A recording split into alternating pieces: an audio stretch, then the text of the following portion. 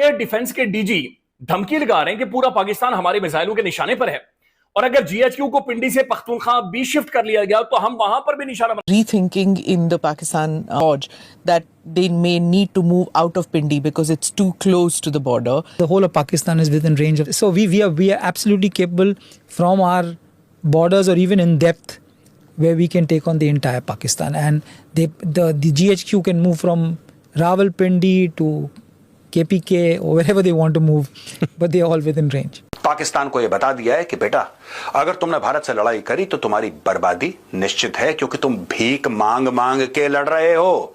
खुद कमाओ, कमाऊ पूत बनो, फिर उसके बाद जिससे झगड़ा करना है। भारत ने जो जो टारगेट्स अचीव करने थे, जो जो ठिकाने हिट करने थे, वो पहले कुछ 7 मई को हिट कर चुका था और बाकी उसने 10 मई को हिट कर लिए थे, तो उसमें उसको सीज फायर पे एग्री होने में कोई भी चारा नहीं था। आप जाइए, जाके एक गहरे गड्ढे में घुस के रहिए। पाकिस्तान 6-0 करके अपना खुद का मजाक उड़वा सकता है, पीएसएल के मैच में नाच गाना करवा सकता है, लेकिन fact of the matter is कि पाकिस्तान को जो चाइनीज मिसाइल्स हैं, पाकिस्तान को जो दी हैं चाइना ने फोकट में, वो काम नहीं करते। ये दूसरी आलमी जंग के बाद एक सीरियस तरीन अटैक तस्वर किया जा रहा है और जाहिर है इसके ऊपर आने वाले टाइम में मजीद लिखा जाएगा, मजीद हकायक निकलकर सामने आएंगे। आपने अपनी जो शहीद हुए हैं फौज के वो छुपाए, जिस तरह इस्लामाबाद कत्लेआम में 26 नवंबर को 105 शोधा की जो है शहादतों को छुपाया गया था, इसी तरह शोधा जो हैं अब यहां पे फौज के भी छुपाए गए हैं।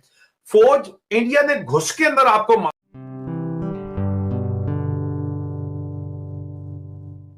नमस्ते दोस्तों, जय हिंद। निक न्यूज़ बर्नर की रिएक्शन वीडियो में आप सभी का स्वागत है। दोस्तों, आप सभी जानते हैं कि ऑपरेशन सिंदूर में पाकिस्तान का क्या हाल हुआ है और पाकिस्तान को किस तरह से भारत ने सबक सिखाया है। और दोस्तों, भारत ने पाकिस्तान के मेन अड्डों पर, जैसे कि पाकिस्तान के GHQ, जो पाकिस्तान का आर्मी का हेडक्वार्टर है, उसके बिल्कुल करीब हमला किया है दोस्तों। अब वो दोस्तों पूरा पाकिस्तान इससे बात से डरा हुआ है। पूरे पाकिस्तान को भारत ने बताकर रख दिया है कि पाकिस्तान की औकात क्या है। और दोस्तों, वहीं दूसरी तरफ ये खबर निकल कर आ रही है कि जो पाकिस्तान है अपना हेडक्वार्टर जो GHQ है उसे दोस्तों चेंज कर रहा है, वो दूसरी तरफ ले जा रहा है। लेकिन दोस्तों, इंडियन आर्मी के जो एयर डिफेंस चीफ हैं, उन्होंने साफ साफ कह दिया है पाकिस्तान को कि वो अपना GHQ यानी कि हेडक्वार्टर कहीं भी शिफ्ट कर ले। पाकिस्तान का जो हुआ हेडक्वार्टर है उसको भारत कभी भी ध्वस्त कर सकता है, भारत के निशाने पे। भारत कभी भी कर देगा, पाकिस्तान की औकात नहीं है कि उसे बचा ले।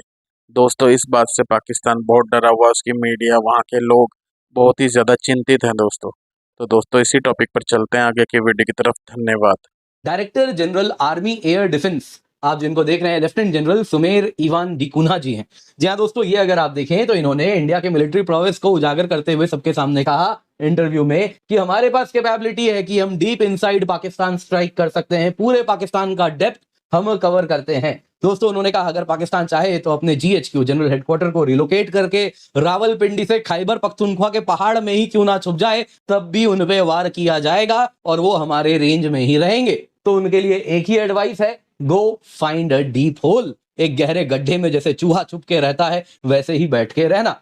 दोस्तों, काफी सैवेज हैं ये वैसे जो बातों से हमें दिख रहा है। जी हाँ दोस्तों, आगे अगर आप देखें तो यहाँ पे दोस्तों बात हो रही है ब्रह्मोस की भी, क्योंकि अगर आप देखें तो ऑपरेशन सिंदूर में जिस प्रकार से ब्रह्मोस से शिकार किया गया है पाकिस्तानियों का, वो कहीं ना कहीं इतिहास के पन्नों में तो जाएगा। अब दोस्तों, ये जो ब्रह्मोस है मेड इन इंडिया तो था ही, लेकिन अब टेस्टेड इन पाकिस्तान भी हो चुका है। पाकिस्तान के ऊपर हमने टेस्ट कर दिया है, ऑलरेडी न्यूज आ रहे हैं, कई देश इंटरेस्ट भी शो कर रहे हैं ब्रह्मोस की, हमें अब तो चाहिए ही चाहिए, इसको क्लियर करें। लेकिन दोस्तों, यहाँ पे एक बात है जो आपको बताना चाहूंगा। देखिए, अब तक जो ब्रह्मोस हमने यूज किया था, अधिकतम जो ब्रह्मोस यूज हुआ है वो एयरफोर्स के द्वारा यूज हुआ है, यानी कि SU-30 MKI में माउंट करके चलाया गया था। आपने अपनी जो शहीद हुए हैं फौज के वो छुपाए, जिस तरह इस्लामाबाद कत्लेआम में 26 नवंबर को 105 शोधा की जो है शहादतों को छुपाया गया था, आपने बुचर इस्लामाबाद ने मारा, उनको छुपाया।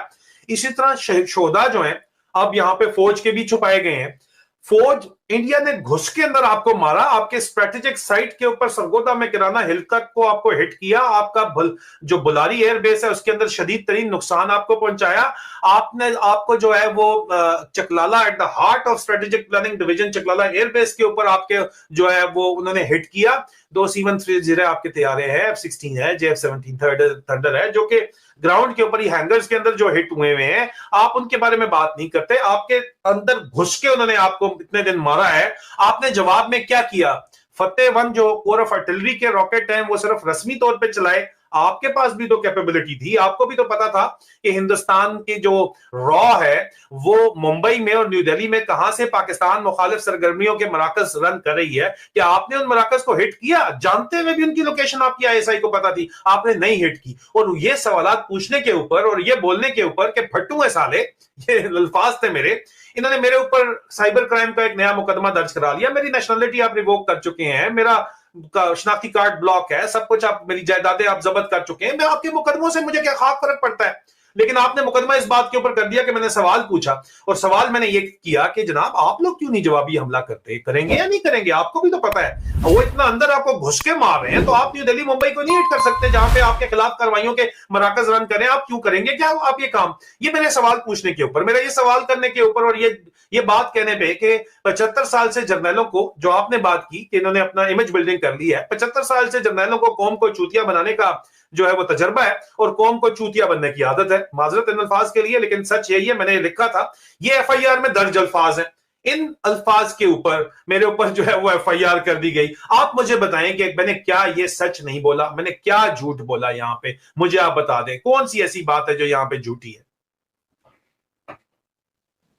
जी, अभी आपने लॉजिकली उनकी सारी बातों का जवाब दिया है। तो ये जो अहमद, अभी आपने जो कत्लेआम की बात की, क्या ये चीजें कभी मंजर आम पर आएंगी? क्या कभी इनके खिलाफ चार्जशीट होगी?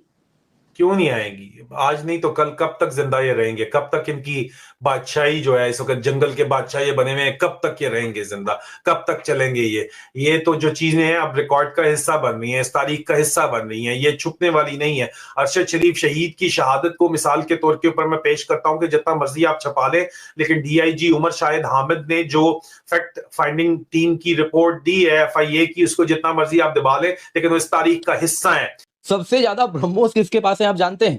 इंडियन आर्मी के पास है। एयरफोर्स के पास कम है, नेवी के पास भी बहुत है, आर्मी के पास फिर है, और फिर इंडियन एयरफोर्स के पास अगर आप देखें तो काफी कम है। कारण क्या है कि अगर आप देखें तो इंडियन एयरफोर्स में स्पेशलाइज्ड प्लेटफॉर्म्स ही हैं, SU-30 MKI हो गए, जिनमें ये सब माउंट किया जाता है। तो सबसे बड़े यूजर ब्रह्मोस के अगर आप देखें तो वो आर्मी है, फॉलोड बाई नेवी है। तो इनके ब्रह्मोस तो अभी उस स्केल पे चले ही नहीं है।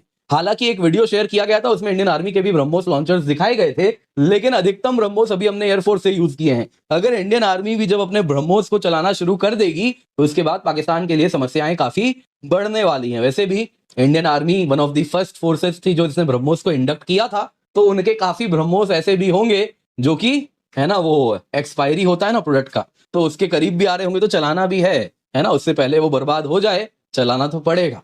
तो वैसे दोस्तों यूजुअली आपको बताना चाहूंगा, वेपन्स में भी अगर आप देखें, एम्यूनिशन में भी सबका एक टाइम होता है कि 8 साल 10 साल 15 साल में यूज करना है, अदरवाइज उसको फिर ऐसे ही डिस्ट्रॉय किया जाता है। ब्रह्मोस का क्या है, कितना शेल्फ लाइफ है, मुझे नहीं मालूम, आपको मालूम है तो कमेंट में अवश्य बताइएगा।